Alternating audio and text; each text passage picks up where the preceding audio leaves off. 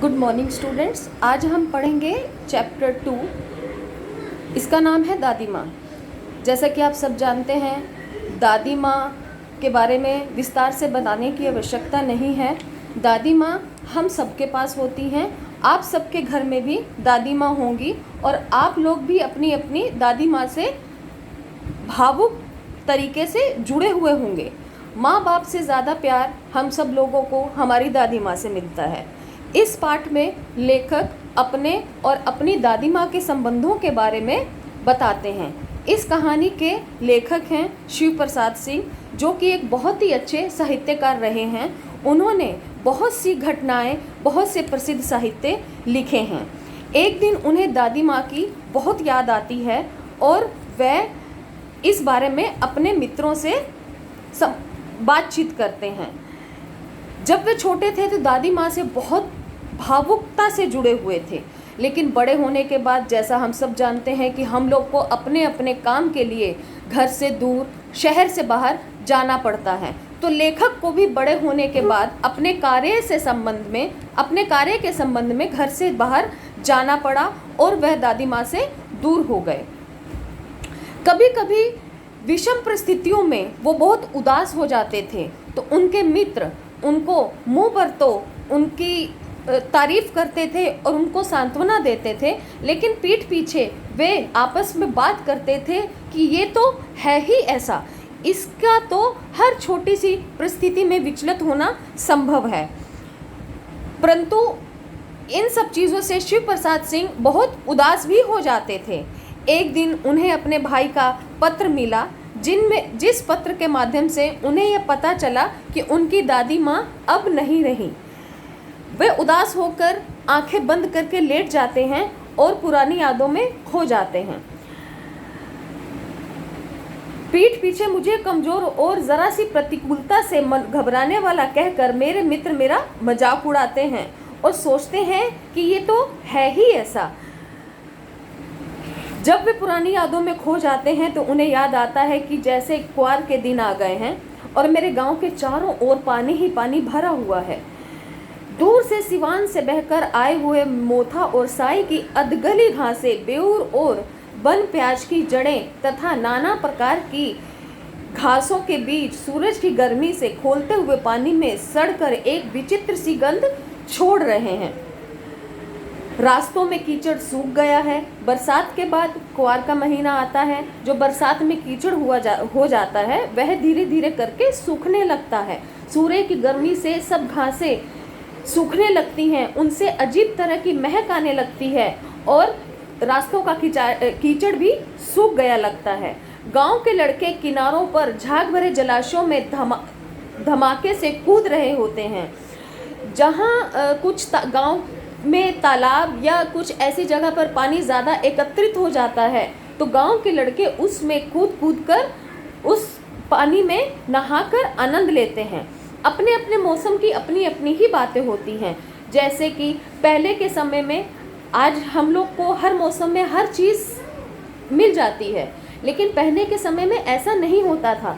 हर एक चीज़ के मिलने के लिए एक मौसम तय था। जैसे आषाढ़ में आम और जामुन नहीं मिलते थे, चिंता नहीं होती थी।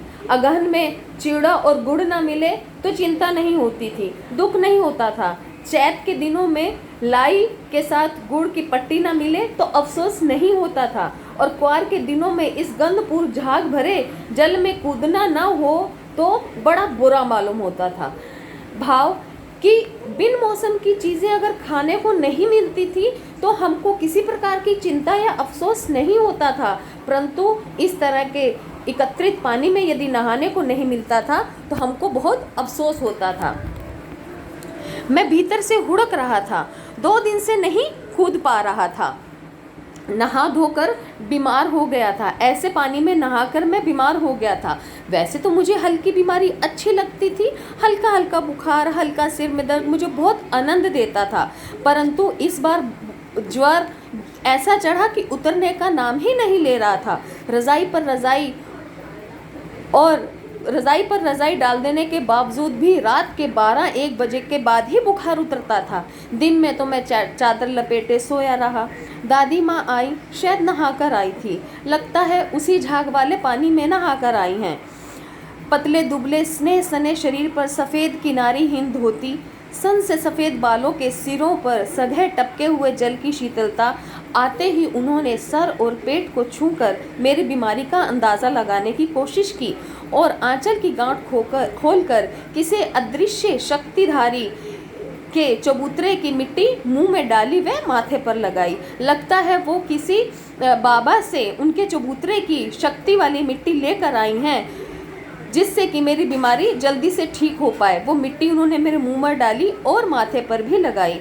दिन रात चारपाई पर मेरे पास बैठी रहती, कभी मुझे पंखा जलती, कभी जलते हुए हाथ पैर कपड़े से सहलाती, सर पर दालचीनी का लेप करती, 20 बार छू छू कर ज्वर का अनुमान करती। हांडी में पानी आया कि नहीं, उसे पीपल की छाल से छोंका कि नहीं, खिचड़ी में मूंग की दाल एकदम मिल गई या नहीं मिली, कोई बीमार के घर में सीधे बाहर आकर बीमार आदमी के पास तो नहीं चला गया, और लाखों प्रश्न पूछ पूछ कर घर वालों को परेशान कर देती थी।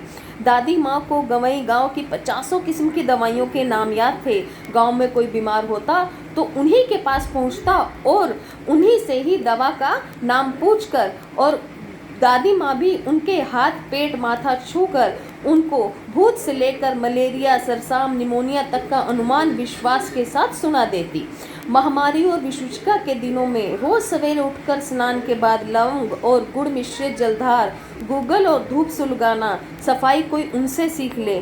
दवा में देरी हो तो मिश्री या शहद खत्म हो गया, चादर या गिलाफ नहीं बदले गए तो वे जैसे पागल हो जाती थी। बुखार तो मुझे अब भी आता है, नौकर पानी दे जाता है, मेस महाराज अपने मन से पकाकर खिचड़ी या साबूदाना दे जाता है, डॉक्टर साहब आकर राड़ी देख जाते हैं, और कुनैन मिक्सचर की शीशी की तिताई से डर के बुखार भाग भी जाता है। कुनैन के मिक्सचर की शीशी की तिताई मतलब तीतापन। कुनैन की दवा बहुत तीती होती है, उसका स्वाद अच्छा नहीं होता, तो वो खाने के सोचने के डर मात्र से ही बुखार भाग जाता था है। पर न जाने क्यों बुखार को बुलाने को अब जी नहीं चाहता, क्योंकि अब मेरी दादी माँ मेरे पास नहीं है। किशन भैया की जब शादी ठीक हुई, उनका रिश्ता तय हुआ, दादी माँ के उत्साह की कोई सीमा ही नहीं थी। दिन भर गायब रहती, सारा घर जैसे उन्होंने सर पर उठा रखा था। पड़ोसने आती, बहुत बुलाने पर दादी माँ आती, बहन बुरा ना मानना, कार परोजन का घर ठहरा, एक बार अपने हाथ से ना करूँ तो होने वाला ही नहीं। उनको लगता था कि अगर मैं खुद अपना काम नहीं करूँगी तो ये काम होगा ही नहीं। जानने को यूँ सभी जानते हैं कि दादी माँ कुछ करती नहीं, पर किसी का काम उनके अनुपस्थिति में विलंब का कारण बन जाता था। ये सब जानते थे कि दादी माँ स्वयं कुछ काम नहीं करती, वह सिर्फ दूसरों से करवाती हैं, परंतु उनका काम करवाना ही सबसे बड़ा कारण था कि सब काम समय पर हो पाता था। उन्हीं दिनों की बात है, एक दिन दोपहर में मैं घर लौटा। बाहर निकसार दादी माँ किसी पर बिगड़ रही थी। कोने में दुबकी रामी की चाची खड़ी थी। सो न होगा धन्नो, रुपए मैं सूद के आज दे दो। उन्होंने दादी से कुछ रुपए उधार लिए थे, दादी उनसे रुपए वापस देने के लिए कह रही थी। वह फिर नाक रगड़ती हुई बोली कि फसल कटने पर दे दूंगी। तो दादी बोली कि अब फसल क्या दूसरी काटोगी, अब तो फसल कट चुकी, कहाँ से लाओगी पैसा। तो रामी की चाची ने अपनी बेटी की शादी की दुहाई देते हुए कहा, दे दूंगी चाची, बिटिया की शादी है, आप मुझ पर दया नहीं करेंगी तो काम कैसे होगा। वो दादी के पैर छूने लगी तो दादी ने हट करके उसे पीछे हटा दिया और खुद भी पीछे हो गई कि मैं अभी नहा कर आई हूँ, जाने दो दादी। मैंने इस अप्रिय प्रसंग को हटाने की गरज से कहा, बेचारी गरीब है, दे देगी कभी। तो दादी ने मुझे कहा, चला है मुझे समझाने। मैं चुपके से आंगन की ओर चला गया। कई दिन बीत गए, मैं इस प्रसंग को एकदम भूल गया। एक दिन रास्ते में रामी की चाची मिली। वह दादी को पूतो फलो दूधो नहाओ का आशीर्वाद दे रही थी। मैंने पूछा, क्या बात है धन्नो चाची।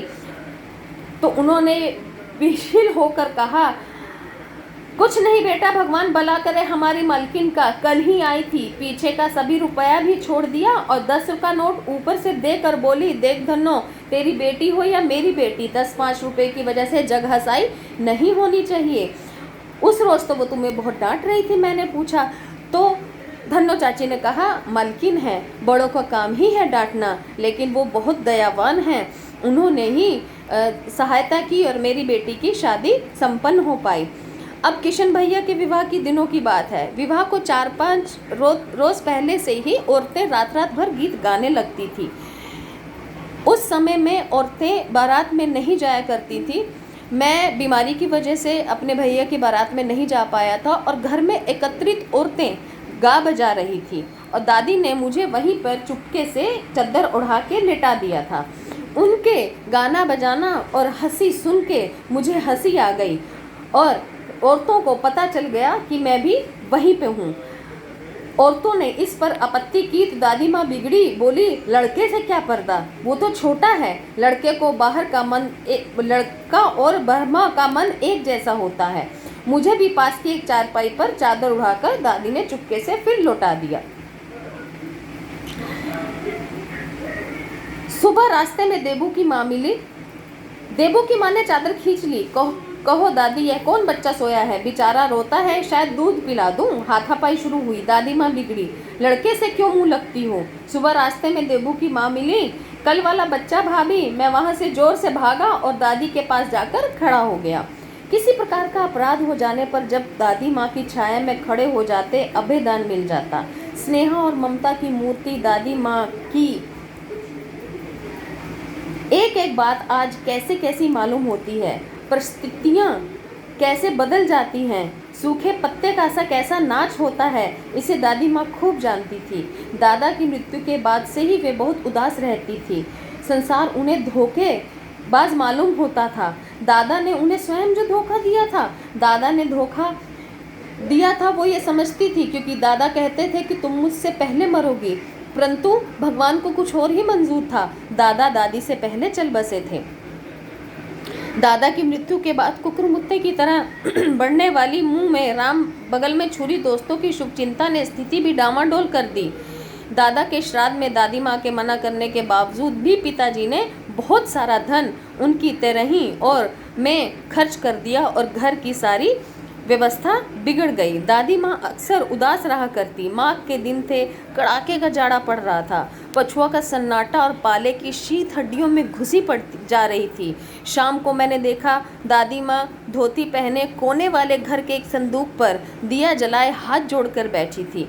मैंने पूछा, दादी क्या बात है? तो उनकी आंखों में आंसू थे। बहुत देर बाद मन मारे उनके पास मैं भी बैठा रहा।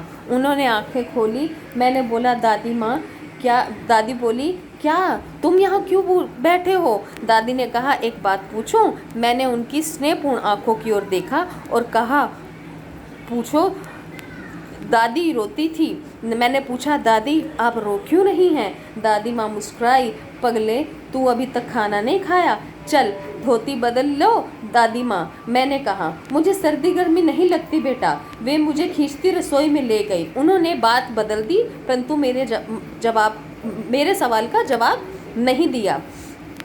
सुबह मैंने देखा चारपाई पर बैठे पिताजी और किशन भैया मन मारे कुछ सोच रहे हैं। दूसरा चारा ही क्या है। बाबू बोले, रुपया कोई देता नहीं है, कितने के तो अभी पिछले भी बाकी हैं। वे रोने रोने जैसे हो गए। रोते क्यों हो रे? दादी माँ ने उनका माथा सहलाते हुए कहा, मैं तो अभी हूँ ही। उन्होंने संदूक खोलकर एक चमकती सी चीज़ निकाली। तेरे दादा ने यह कंगन मुझे इसी दिन के लिए पहनाया था। उनका गला भर आया। मैंने एक दिन भी इसे पहना नहीं, सहेज कर रखती आई हूँ। यह उनके वंश की निशानी है। उन्होंने आंसू पोंछ कर कहा। सचमुच दादी माँ शापभ्रष्ट देवी से लग रही थी कि किसी पाप की वजह से उन्होंने इस दुनिया में जन्म लिया है, नहीं तो वो कोई देवी थी। उन्होंने कहा कि पुराने समय के लोग आगे आने वाले समय को भी ध्यान में रख कर कार्य करते थे। वे गहना जेवर और जमीन जायदाद इसीलिए बनवाते थे कि कभी विपदा के समय में वे उनके काम आ पाएंगे। मैंने देखा दिन काफ़ी चढ़ आया है। पास के लंबे से खजूर के पेड़ से अड़कर एक कोना अपनी घिनौनी काली पांखें फैलाकर मेरी खिड़की पर बैठ गया। हाथ में अब भी किशन भैया का पत्र कांप रहा था। काली चींटियों सी कतारें धूमिल हो रही थी। आंखों पर विश्वास नहीं हो रहा था। मन बार बार अपने ही पूछ बैठता था, क्या सचमुच दादी माँ नहीं रही? तो बच्चों, ये थी आज की कहानी दादी माँ की। लेखक किस तरह अपनी दादी माँ से मिला और उनसे संबंधित था। ओके।